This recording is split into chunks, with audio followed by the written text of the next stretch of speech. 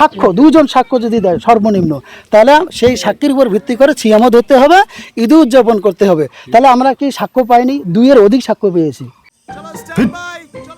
লাইফে কোনো কিছুর গ্যারান্টি নাই, তাই ইন্স্যুরেন্স করুন সিটি ব্যাংকে, কারণ ইন্স্যুরেন্স করলে সিটিতে সুরক্ষা পাবেন নিশ্চিন্তে।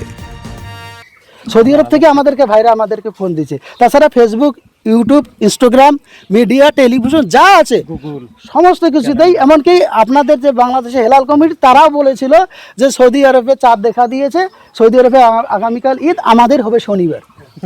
তাহলে আমরা সংবাদ পাইনি? আমরা কি রাসূল সাল্লাল্লাহু আলাইহি ওয়াসাল্লামের হাদিস অমান্য করতেছি না পালন করতেছি?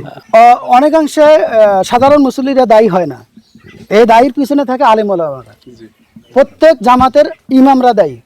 আর রাসূল সাল্লাল্লাহু আলাইহি ওয়াসাল্লাম অনেক আগেই উনি জীবিত থাকা অবস্থায় বলে গেছে যে উম্মতের উপর সবচেয়ে আমার বড় ভয় পথভ্রষ্ট আলেম। আলেম কিন্তু পথভ্রষ্ট, ঝাল্লাতুল আলিম। আলিম হবে, জ্ঞান থাকবে কোরআন হাদিসের, কিন্তু সে পথভ্রষ্ট। এটা আমার কথা হয় না, রাসূল সাল্লাল্লাহু আলাইহি ওয়াসাল্লামের কথা। তাহলে আলেমরাই দায়ী থাকবে, যাদের অধীনে সাধারণ মুসল্লি তাদেরকে কিন্তু গ্রহণযোগ্য আলেম বলে মনে করে। তাহলে রাসূল সাল্লাল্লাহু আলাইহি ওয়াসাল্লাম বলল, তাহাররা লাইলাতুল কদরি ফিল উতরি মিনাল আশরিল আওয়াখির, তোমরা রমজানের শেষ দশকে বেজর রাত্রিতে লাইলাতুল কদর খুঁজো। তাহলে বেজর কোনটা? আমরা যেদিন বেজর পালন করতেছি সেদিন বাংলাদেশের জোর, বাংলাদেশে যেদিন জোর সেদিন আমাদের বেজর, এরকম হচ্ছে না? তাহলে কোনটা? আশুরায়ে মুহররম মানে মুহররম মাসের 10 তারিখ, 10 তারিখে ফেরাউনকে আল্লাহ তাআলা কি পানিতে ডুবিয়ে মেরেছে। তাহলে কোন আশুরা?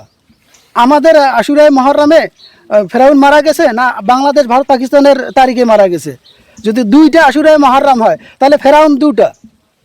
আরও দুঃখজনক যে মুসা আলাইহিস সালামও 2টা। তার ওই মুহররম মাসের 10 তারিখে মুসা আলাইহিস সালামকে আল্লাহ তাআলা বিজয় দান করছে। তাহলে কোন 10 তারিখ?